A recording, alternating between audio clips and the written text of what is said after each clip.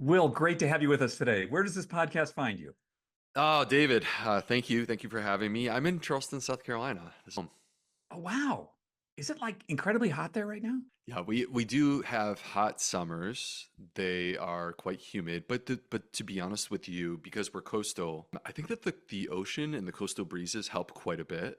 Yeah. And so, don't get me wrong, it's hot, but we also have a lot of water. And if you jump in the water, you feel much better. I still enjoy it though. For some people, the summertime is the worst time of year here. And I've only been there once, and I was shocked at how beautiful it is. Lovely place. It's a great place. Condé Nast rated us the number one place in the world to visit, even above Paris. And ever since that happened, we've had a lot of people coming to visit. So, but it's a great place. Let's bust into it. I want to know a little bit about your background. You're an MD and you had some issues with your own health. Talk to me a little bit about that journey. Yeah, this goes back 30 years to when I was a teenager. My dream was to be a medical doctor. And so I set off on this mission, and it was a 16-year path. And in that path, I mean, it's like you're growing and becoming an adult, right? I mean, I went from 18 into my 30s, mid 30s. And in the process, they basically ask you to give everything to your job, right? So it just is completely consumptive, 80 to 100, sometimes more than 100 hours a week. And in there, there's just not a lot of room for yourself. And so for me, I've always found joy in food. I love food. So when I did have a spare moment, to me, the way that I rewarded myself for this hard work. Gosh, you were working so hard, you deserve to treat yourself. It was through food, but I didn't have any money. And to be honest with you, I wanted convenience. So I ate a lot of fast food and I paid the price. Not immediately, but over the course of time, this started to catch up to me to where I was in my early 30s. And we're talking about 15 years ago. I'm in my mid 40s now. And I was in my early 30s and high blood pressure, high cholesterol. I was 50 pounds overweight. I had tremendously low self-esteem. And, these things that were happening for me, I was depressed, but I was just not in a good place. It was a dark place. All these things that were happening to me in this moment, if you didn't know me in great detail, you would have never known. On paper, it looked like my life was perfect. I went to Georgetown for medical school. I got into my number one choice Northwestern for my residency in Chicago.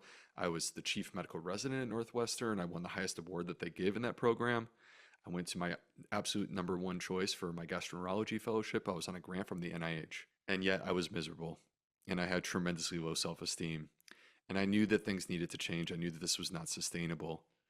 And I didn't know how to do it. I tried to exercise my way out of it, being a 30s single male, and it didn't work. Actually, even though I worked really hard, it did not work. So ultimately, what I discovered is that it was by changing my diet and paradoxically, nurturing my gut microbiome turned out to be the solution. And the fascinating, crazy, kind of sad part of this is that these were not things that I was trained during these 16 years of medical education at elite American institutions.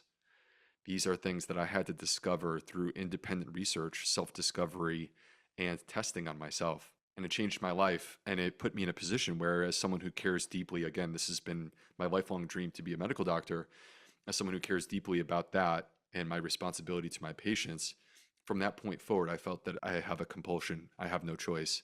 These people deserve to hear about these things. I am responsible for learning more about these things and delivering that to them. And so it completely changed my career. It was never my plan to write books or to do any of the things that I'm currently doing. It just happened because basically I felt that I needed to share the story. And in that need to share the story, things just kind of escalated to where we are today. It's often, I find that doctors, especially in their early lives, it's just horrible. It's so anti-health Oh, practitioner. 100%. It's crazy. David, the number one cause of death among cardiologists is heart disease. Yeah. I mean, what else, what more do we need to say? I have a lot of friends and acquaintances that are in the medical profession, and it just boggles my mind. It's interesting what you're talking about. It's almost like there should be sort of two branches of medicine. There should be healthcare and there should be disease management. And it's like, it's all about disease management. And the fact that you went through gastroenterology and they didn't talk to you about food, like that's what goes into your gastrointestinal tract. I don't get it. Oh, absolutely. And there's a shocking number of gastroenterologists that to this day, because we're not trained on this, it's not their fault. They're not educated on this. They don't believe that the food even matters. which is insane to me. It makes no sense, and I don't want to waste time on unpacking that idea. That just makes no sense. But yeah, the issue I think, David, is that there's historical reasons for the construction of our healthcare system. It's hard to turn it back, and our politicians, they're not able to agree on anything, let alone how to do big things like how to change and reorient our healthcare system. But really, where we are today comes out of World War II, and specifically the discovery of penicillin, which was the greatest discovery in the history of medicine. And we all benefit from this. But we were seduced by the pill. It was the realization, oh my gosh, look at what you can do with milligrams of material. It's so powerful. And we became obsessed with it. We built our healthcare system around that. We trained our medical students around that. I mean, we have literally months and months and months of pharmacology courses. Months. We don't have even a month of nutrition education in medical school. And and part of the issue too is that we, like a doctor appropriately, there's a good reason for this. A doctor appropriately is trained in a hospital where the people are sick, right? So your job is to be able to basically care for the sickest of the sick people. But the problem is that then your career completely shifts when you finish your training and you enter the real world. You enter the workforce as a board certified, for me, gastroenterologist. And you discover that the real world is radically different than what you were actually trained to do, because you're in a clinic with people and you're in a position where you could prevent disease, but you're not trained how to do that. And the system doesn't want to support you in doing that, because if the system wanted to support you, they would pay you to do that, and they don't. So it creates a situation where it's just sort of a vicious cycle of this machine keeps rolling forward. And I don't know how we break that, because the problem with trying to break that is that doctors who take it upon themselves to try to disrupt the system, they pay the price themselves in the process. It's hard. A large topic that we can for another day. 100%. I have some strong feelings on that, but we're not going to get into it. Let's get into something more basic. Let's talk about fiber. Talk to me about the different kinds of fiber and why we need them and what they do. Okay, well, I think we have to start with this foundational idea, which is that we were all raised to envision fiber a certain way. There's a certain way in which fiber has always been marketed. It's the orange drink. Grandma sits there and she stirs the orange drink, and she drinks it down so that she can have a poop. Right? Could we create a less appealing image of fiber? Could we make it any more boring and unattractive?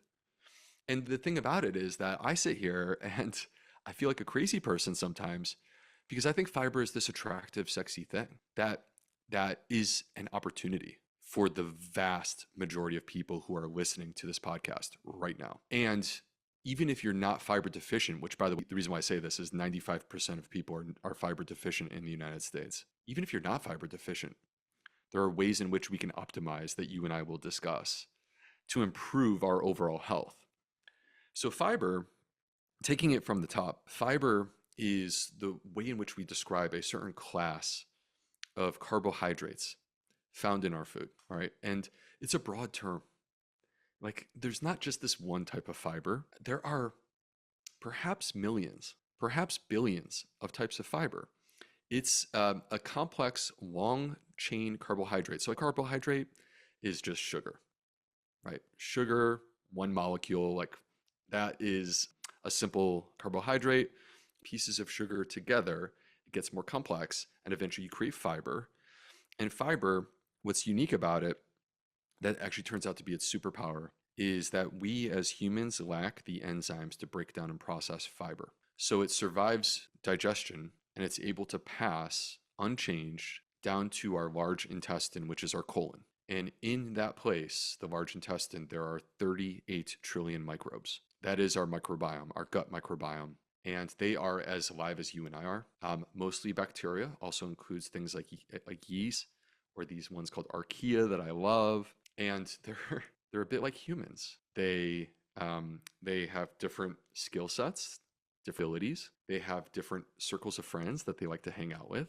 They have certain ones that they don't get along with. They have different personalities, and they have different preferences in terms of their food. Have you ever gotten a call from Disney about this? It sounds like a new, yeah. What was the one that came out to be like number 3 of the new Disney movie? I know that Sorry, I have 4 kids. I apologize. it's okay. So anyway, these microbes, they're as alive as you and I are. And the problem is that we pretend that they're not there because we can't see them with the naked eye. But if we had a microscope, we would zoom in. I'm quite sure when we fly in an airplane, you look down in the world, you know there's people there. You just can't see them. And it's conceptually the same here, which is that we know these microbes, 38 trillion of them are there. They outnumber our human cells. We are less than 50% human. And they have really important things that they do. And one of them is they unpack the fiber. So the enzymes that we lack, they have. And they go to work in teams and they unpack the fiber. And this is a really important thing because everything that we're going to dig into in terms of the benefits that come from fiber, nearly all of them are the result of our microbes coming into contact with the fiber, unpacking it, and transforming it. And what they create are called short chain fatty acids. And for people who are as nerdy as I am, you may have heard of these: butyrate, acetate, propionate. The short chain fatty acids are what ultimately provide the benefits that we receive from fiber. And those benefits are right there in the gut, but also they get into our bloodstream, spread throughout our entire body, and they can have far-reaching effects from our brain barrier, our heart, our blood vessels, our kidneys, our liver. I could go through organ by organ. I'll spare everyone that. I'm a medical doctor, so this is the way that I think about things. But the bottom line is that these are the most, in my more than 20 years of study in medicine, these are the most anti-inflammatory things that I've ever come across.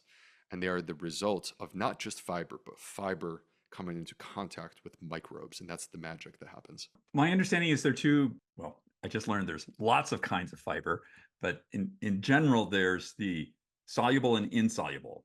Yes. Yeah. So these are properties of the fiber, and it's a way for us to simplify and describe the type of fiber that we're dealing with. So soluble is referring to the type of fiber that will dissolve if you put it into a drink. So there's types of fiber that I'll put in my coffee, for example. I did this morning. What did you put? And What fiber did you put in your coffee? there are many different types that you could put. So an example of one, which is a soluble fiber, is acacia.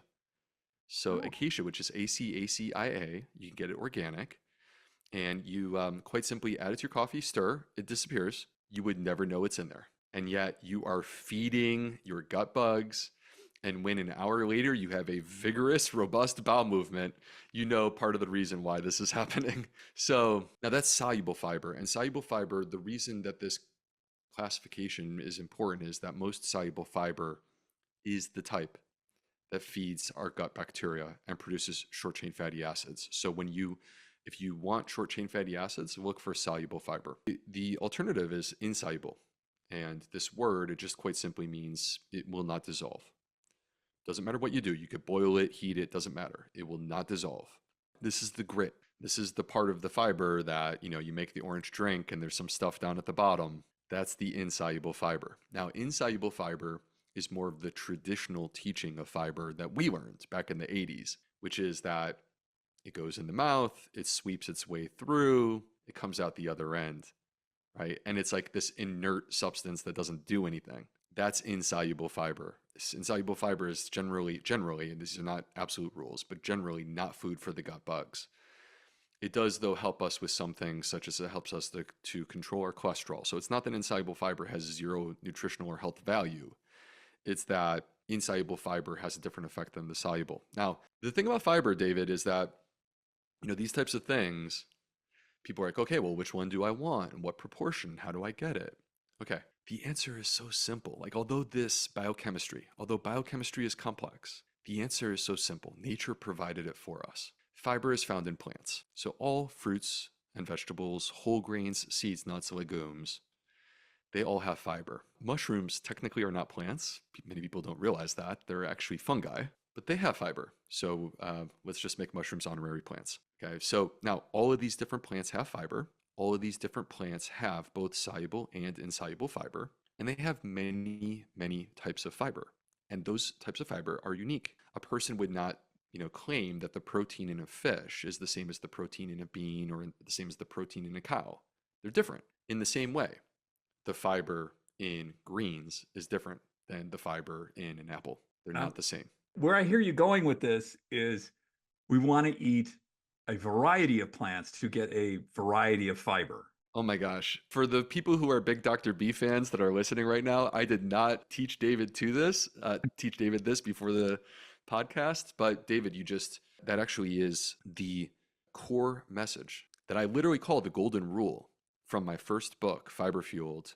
And that is one of the principal messages that we have with the personalized nutrition company that I'm the US medical director called Zoe. And we'll talk more about that. But so what you just said, you eat a variety of different plants because a variety of different plants have a variety of different fibers.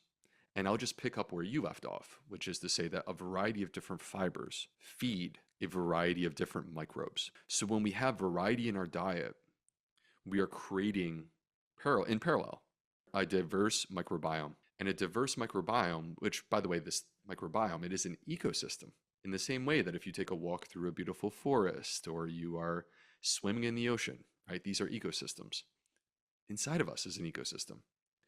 And the measure of health within an ecosystem is biological diversity. And so that matters with us too. That matters with our microbiome. Biological diversity is a resilient, strong microbiome. So when we consume a variety of different plants, it translates into diversity within the gut.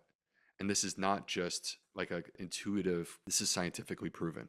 The American Gut Project, which is the largest, by the way, it's not just Americans, it's actually an international study, the largest study at the time to allow us to make connections between our diet and lifestyle choices and our gut microbiome.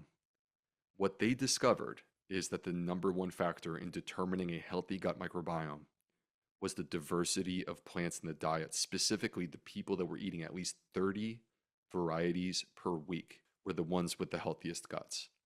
So if there's only one thing that our listeners take away today, let it be this: stop counting grams of fiber. And I might even go so far as to say, stop counting calories and start counting plants. Because if you do this, you will bring diversity and variety into your diet. It is delicious, it is nutritious, and it is fantastic for your gut microbiome.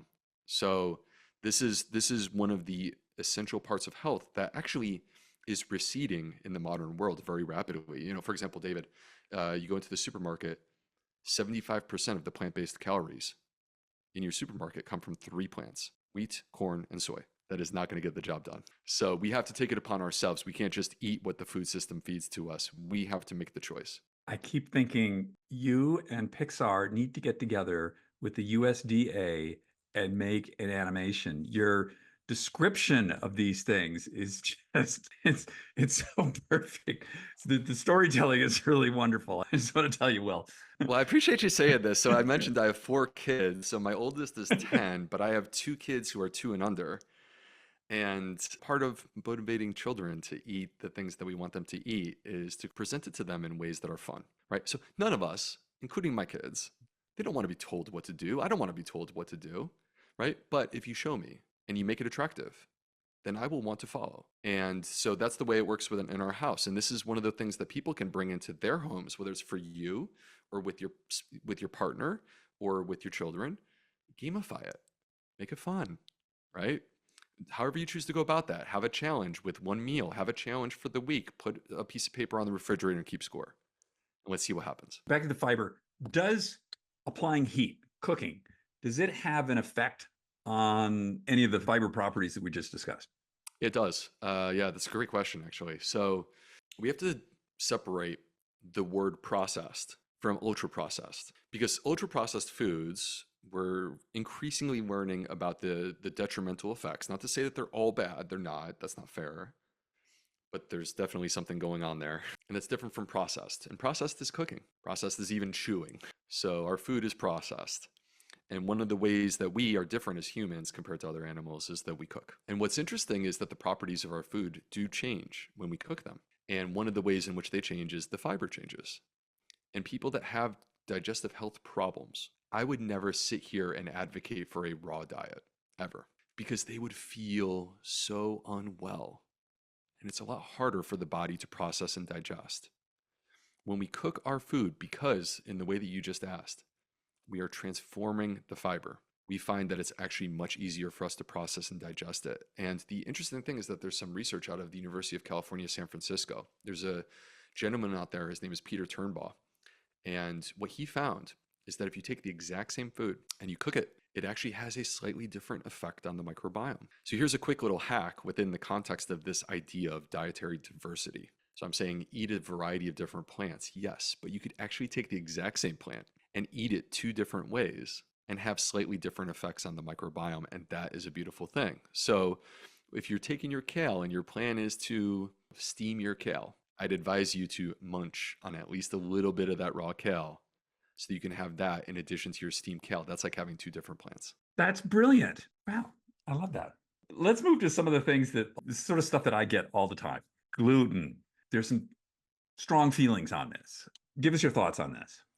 Well, so gluten, part of this is that science and where we were at the time with science, because science evolves. It's constantly evolving. I mean, it's evolving as we see here right now. Where we were about 10 years ago coincided with a popular health movement to go gluten-free all at the same time. And it led to some massive books. And I know the authors who wrote the books. They're good people. But where we are today in our understanding of gluten is different than where we were 10 years ago. So let's talk about gluten. Gluten is a protein.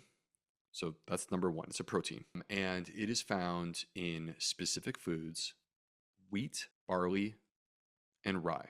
Wheat is the big one because wheat is in lots of stuff and not just bread. There are tons of ultra-processed foods that contain wheat, which is part of the context that we need to use to understand why do so many people say they feel better when they go gluten-free.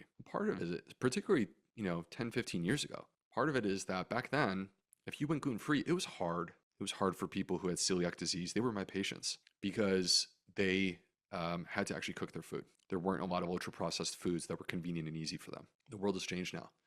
We got both gluten-containing and gluten-free ultra-processed foods more than readily available for us. During this period of time, what we were taught is that gluten is inflammatory, that gluten causes all of our health issues. Okay. Well, this is not, we can't say that this is true at this point. What we can say is that there are differences in dietary quality. There's clearly a difference between white bread and a slowly fermented sourdough bread made with whole wheat. Both of them contain gluten. So we have to see these distinctions. Now, I want to unpack a few of my favorite gluten studies just to try to illustrate a few points, if that's okay, because I think that's the easiest way for us to do it. Okay. Yeah. And before I jump into this, let me first say that there's one caveat to this entire conversation, which is that if you have problems with gluten-containing foods, if you have problems with wheat, barley, and rye, I am telling you, as a gastroenterologist, you need to talk to your medical doctor and be tested for celiac disease. Because if you have celiac disease, you need to be gluten-free for the rest of your life, and that is non-debatable, and there is no way to bring it back in safely. All right. Celiac disease, by the way, is a genetically motivated autoimmune health condition where when people consume gluten, they get inflammation in their gut. They may have inflammation throughout their entire body. They may have arthritis or skin issues. All right, that's a health condition. That's not the rest of us. 99% of us don't have that. So a few things. Number one, many people, they will consume gluten-containing foods and they will say, oh, it caused inflammation. And what do you mean? Well, I feel bloated. Or my stomach is upset, or my stomach gets distended. Okay, so there was a study that was published in the journal Gastroenterology, which is one of the elite medical journals in my field. And what they did, David, is they sent people home with 3 types of breakfast bars: a gluten-containing one, a fructan-containing one. Fructan is what we call a FODMAP, which basically means it's a fermentable carbohydrate in the same family as things like lactose. You hear about people being lactose intolerant. Lactose is a FODMAP, and I'm telling you that fructan is a FODMAP too. And by the way, fructans are found in all gluten-containing foods. So if there's gluten there, there's also fructans. All right, so they went home with a fructan-containing bar, a gluten-containing bar, and a placebo bar. And they didn't know what was what. And they spent a week eating each. And they reported how they felt. Of course, we compare back to the placebo. That's our gold standard. Okay. During the week that people were consuming the gluten-containing bar, they had less symptoms than the placebo. I'll say that again. The placebo caused more symptoms than the gluten bar did. So it's hard to argue that it's the gluten that's causing those issues. Flip side, when they ate the fructan containing bar, their symptoms were triggered. the reason why it's not that fructans are bad. Actually, fructans are very good for us. But people who have gut issues, imagine a person with irritable bowel syndrome or chronic constipation or ulcerative colitis, these types of people. When people have chronic bowel issues, they are going to be sensitive to these types of foods. And when you consume too much of it all at once, it will trigger your symptoms. And there are ways in which you can approach that to address it. But the key here is it wasn't the gluten. So we claim it's the gluten, but in fact, it's this other thing that's in the exact same food. It's the fructans. Is it the combination of the gluten with the fructan or the fructan by itself? Well, so in the gluten and the fructan are always coexisting in nature. They're always coexisting in nature. But in this study, which this was not nature, this was them creating breakfast bars, right? So these are processed food, ultra processed foods that they're adding the gluten, adding the fructans, and isolating, right? For the purpose, for a research purpose, to understand like what's what and what's causing these symptoms. And what they found was it was the fructans. Now, here's a quick idea with your question that you just asked, David. There are ways for us to modify these things. And we can all do this, by the way, through fermentation. Fermentation is the process of transforming our food by harnessing the power of microbes like bacteria and yeasts. And when we ferment our flour, we create sourdough. And sourdough bread, when it's authentically made, not the fake stuff. The fake stuff is like what you find at most supermarkets where it's made with vinegar. Vinegar is not sourdough. The real stuff where the ingredients are simply flour and water, that's it. Maybe some salt. Flour, water, and some salt, that's it. Actually, it substantially reduces the fructan content. And it does slightly reduce the gluten content, but really it substantially reduces the fructan content. So many people who struggle with these foods and they say, I'm gluten intolerant, as long as you don't have celiac disease, try sourdough bread. You may find that you can tolerate it really well. All right, the other thing I want to just share real quick. They did a study where they separated people. They looked, the outcome was heart disease, like having a heart attack. All right. And this is an important question because I mentioned earlier, 95% of Americans are deficient in fiber. Well, actually, there's one statistic that's worse than this, and it's whole grain consumption. 98% of Americans are deficient in whole grain intake, and wheat is the dominant whole grain. For better or worse. It doesn't have to be, but it is. And so when people go gluten-free, they may be throwing the baby out with the bathwater because they're reducing their whole grain intake and not replacing it. So in this study, they separated people into those who have celiac disease and those who do not have celiac disease.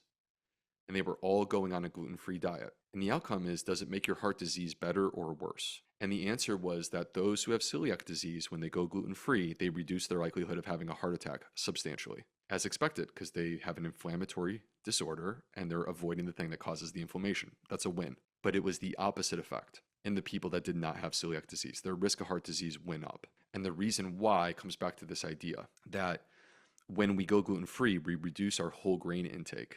And when we reduce our whole grain intake, we actually increase our risk of heart disease because whole grains help to protect us from heart disease, in part because of the fiber. As we spoke about earlier, that's insoluble fiber, which is helping reduce the cholesterol, which reduces heart disease risk? It's both. It's both. So if you dig into fiber in more detail, dietary fiber, so not separating out and not supplements, but actually just eating these foods that contain fiber that have both soluble and insoluble fiber, what you will find is that the risk of having a heart attack goes down.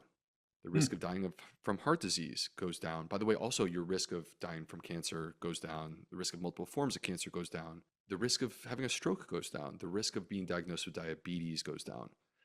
So, and then in randomized controlled trials, when people consume more fiber, dietary fiber, they lower their cholesterol, they lower their blood pressure, and they lower their hemoglobin A1C, which means they improve their blood sugar control. So, basically the risk factors, as you're alluding to, cholesterol, one of them, but also high blood pressure and also diabetes, we can modify those risk factors by consuming more fiber. And that's how we reduce our likelihood of having, a heart attack, which is the #1 cause of death in the United States. Like, this is the advice that the cardiologists need, David. I feel like everything you tell me, it brings up another 10 questions. As far as the fructan with the gluten. Yeah. So let's go for whole wheat pasta. I get some nice whole wheat pasta from Italy, and I'm going to eat that. Do I have fructan in there and I'm FODMAP sensitive? Is that a problem? So if you are FODMAP sensitive, you have underlying irritable bowel syndrome, and you notice that you have this issue where when you eat wheat-containing products, get sensitive, you get bloating or other symptoms, then yes, that is likely to trigger your symptoms if you consume a certain amount. So the key with food intolerances, we're talking about a food intolerance now, is that unlike an allergy, because an allergy, a food allergy, for example, a person eats a peanut and then they break out in hives and their lips swell or something like this. That's the immune system. A food intolerance is not the immune system. It's sloppy digestion. And so your body is struggling to process and digest. And with food intolerances like this, fructans or lactose found in dairy products, or there are things in beans. There's a saying that I have that people need to hear. Low and slow is the tempo. So if you take these foods, so if hypothetically you were a person who were sensitive to fructans, David, do you need to eliminate wheat from your diet based upon that? The answer is no. What you do is you reduce the serving size. And by reducing the serving size, you get into a zone that you can tolerate. And then your body actually becomes better at digesting it. Because much like exercise, you are working your gut muscle. That gut muscle becomes stronger. And now the threshold actually moves up, meaning that you could actually consume more and be able to tolerate it better. And we have the most research that we have on this topic is with lactose, because this is the most prevalent food intolerance. But the concept is the same. And what they've shown with lactose is that, for example, exposure to dairy products allows people to reduce their lactose intolerance. You just have to gently ease into it.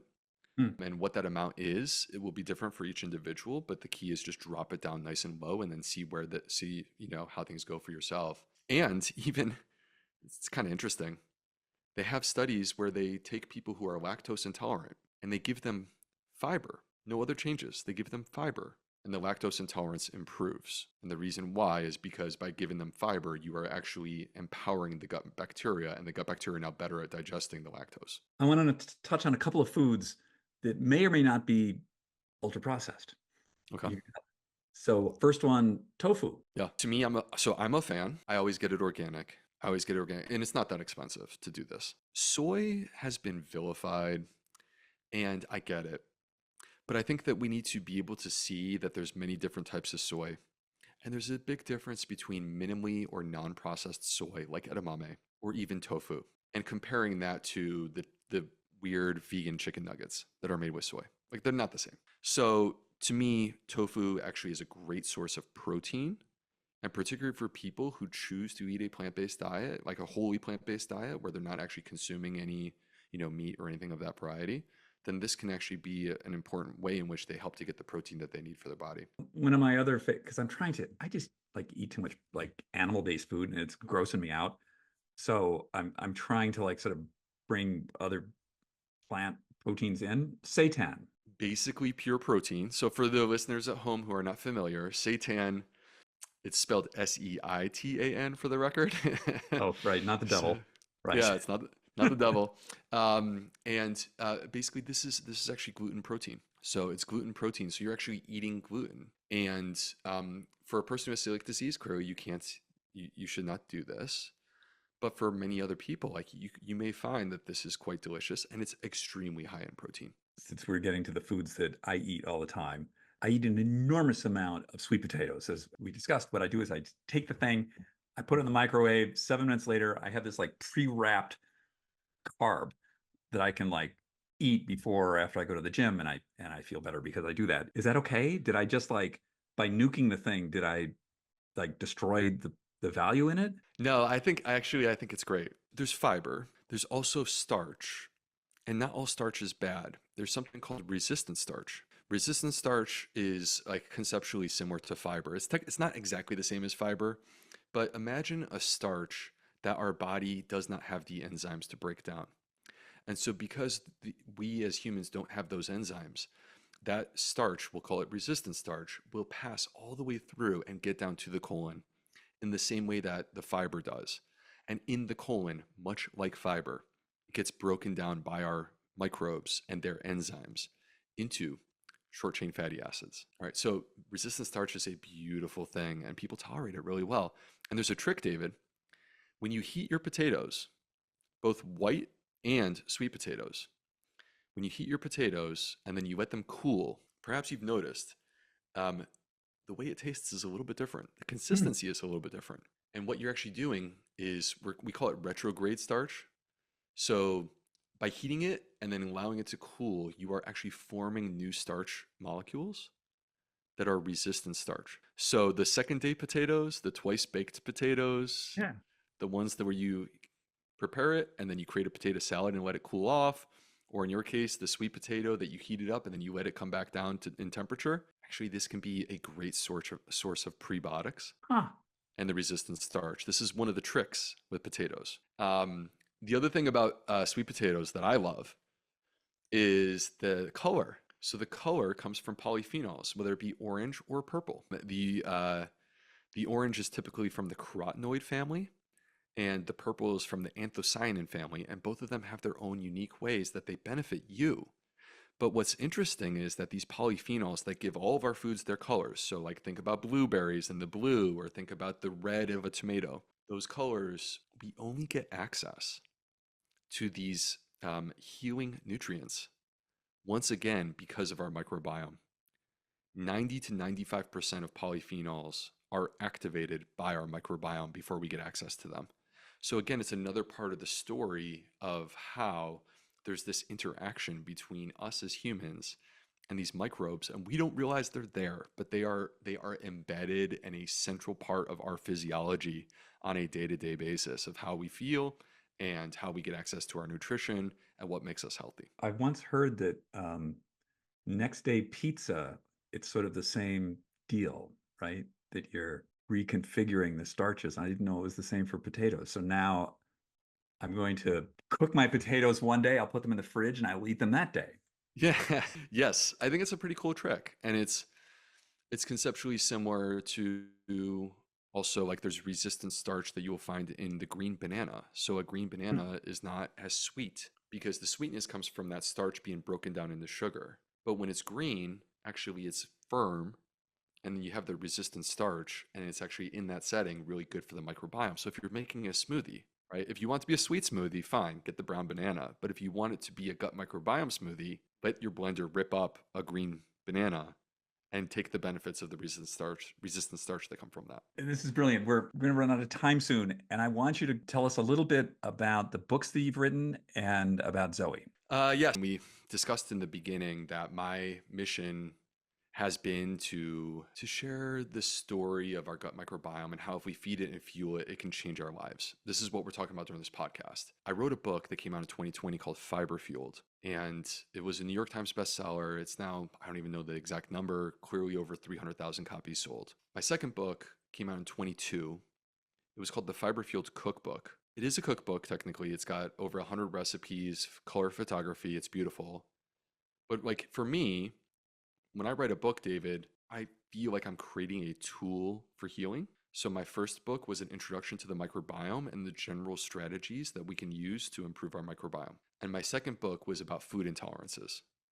So for people that have food intolerances, whether it be FODMAPs like we were talking about, or histamine intolerance, actually the cookbook has food intolerance strategies built into it. So now with Zoe, I mentioned earlier, I'm the U.S. medical director of Zoe, which is a personalized nutrition company. And I think that this is an important concept because, David, if you had an identical twin, literally an identical twin, you would share the same genetic code. And in the majority of cases, you would share, you would grow up in the same home and eat similar food and things like this, right? Yet your microbiome would be very different. You would only share about 30 or 35% of the same microbes. We are very unique.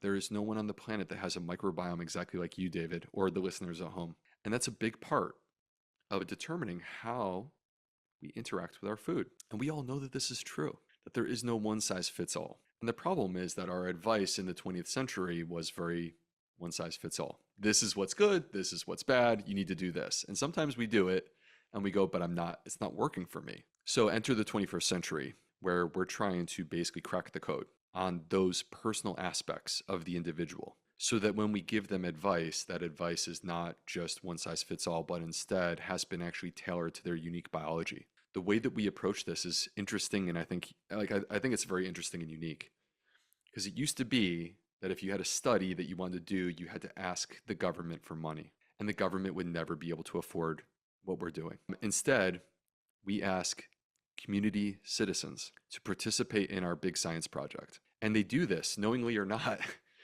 by purchasing a kit. And the kit comes to your home. So David, if you bought this, the kit would come to your home, and in there you would find a microbiome test and a continuous glucose monitor, where basically you would wear that for 2 weeks and it would tell you about how your blood sugar is changing.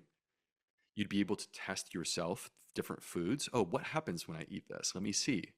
And you would see in real time those changes. And simultaneously, you would enter into an app what you're eating and what your health history is. And we then take that information and we put it into a database that includes now close to 200,000 people, right? And it's, by the way, the American Gut Project that I mentioned earlier, that was 11,000 people, close to 20 times that. And using that database and the statistical power that we have, we stop asking the question, what's good for all? And now we start asking the question, what's good for David? And we can model that using AI and machine learning technology, and then deliver that back to you. And this concept is not just an idea at this point. We ran a randomized controlled trial, which is the gold standard.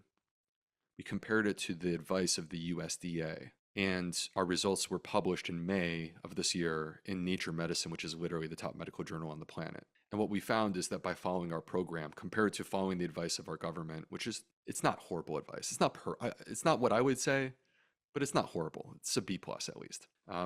Compared to following our government advice, if you use the Zoe program, people lowered their cholesterol significantly, lost more weight, shed more inches off their waist, which is important because that's the visceral fat, lower their hemoglobin A1C, they improved their mood, they slept better, they had more energy. This is my favorite one. They were less hungry, even though they're losing weight. So there are all these benefits. Anyway, I think that the message that I want to get across to everyone is that we're transitioning now from the days of standard advice to the new era of personalization. And our company Zoe, we're the ones that are leading this charge with the world's largest nutritional science study. And being a part of Zoe is being part of a community where, yes, we contribute to this greater good, but yes, also simultaneously, we derive the benefit directly to ourselves from understanding our own biology and how it works and being able to tailor our choices to ourselves, which I think is kind of cool. Everybody's different. And everybody's different. And the more that we can like get that dialed in, the happier everybody is. I think that's so true. Look, this is not the only way to do that, right? It's not the only way, but I think it's quite fascinating to have an approach that allows us to do that using real data like our microbiome. Absolutely. Will, this has been fascinating. I do a podcast every week, and I think this is going to cause me more behavior changes in what I eat and how I eat than anything. It's been great. I'm personally very grateful for your conversation today. Oh my gosh, it's a pleasure to be here with you, David, and with the audience. And again, like if there's one thing that you take away, just remember, think about diversity of plants. Whether you're in the supermarket, you're in the kitchen, you're at the kitchen table putting food on your plate, think about diversity of plants. If you start counting plants, all other stuff falls into line. You don't have to, be perfect about calories and things like that. I think this takes care of that for you. Brilliant. Keep it simple. Will, Thanks so much for your time today. I know you're a busy guy. Great to have you on. Thank you so much.